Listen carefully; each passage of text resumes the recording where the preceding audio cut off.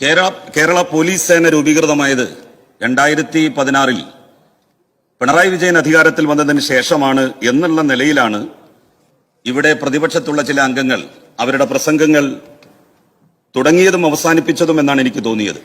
എനിക്ക് ആദ്യമേ ഒരു അഭ്യർത്ഥനയുള്ളത്, ഈ ചർച്ചകൾക്ക് അവസാനം ബഹുമാന്യനായിട്ടുള്ള മുഖ്യമന്ത്രി മറുപടി പറയാൻ എഴുന്നേൽക്കുമ്പോൾ ബഹിഷ്കരിച്ച് പോകാതിരിക്കാൻ പ്രതിപക്ഷാംഗങ്ങൾ പ്രത്യേകം ശ്രദ്ധിക്കണം എന്നുള്ള അഭ്യർത്ഥനയാണ്. സാർ, എല്ലാ രംഗത്തും പുഴുക്കുത്തുകളുണ്ട്, അത് ശരിയാണ്.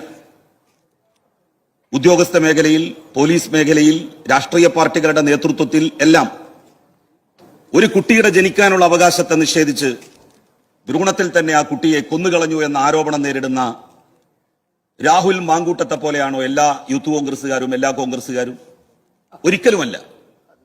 ഈ സഭയിലിരിക്കുന്ന കോൺഗ്രസിന്റെയും യൂത്ത് കോൺഗ്രസിന്റെയും ഒക്കെ നേതാക്കന്മാർ, അവരെ ഞാൻ ആ ഗണത്തിലല്ല ഉൾപ്പെടുത്തുന്നത്.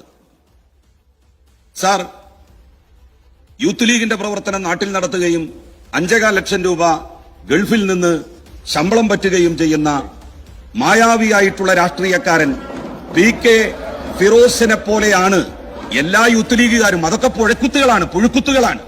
അവരെ പോലെയാണ് എല്ലാ ലീഗുകാരും എന്ന് ഒരിക്കലും നമുക്ക് പറയാൻ കഴിയില്ലല്ലോ സാർ.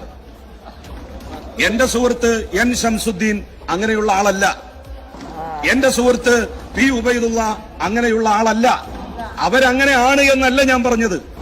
അപ്പോ രാഹുൽ മാങ്കൂട്ടത്തെയും PK ഫിറോസിനെയും ഒക്കെ പോലെയാണ് കോൺഗ്രസുകാരും ലീഗുകാരും എന്ന് പറയുന്നത് പോലെയാണ് ചില പോലീസിലെ പുഴുക്കുത്തുകളെ മുൻകൂട്ടി നിശ്ചയിച്ചുകൊണ്ട് അല്ലെങ്കിൽ അവരെ ചൂണ്ടിക്കാണിച്ചുകൊണ്ട് അവരെ പോലെയാണ് കേരള പോലീസ് എന്ന് പറയുന്നത്.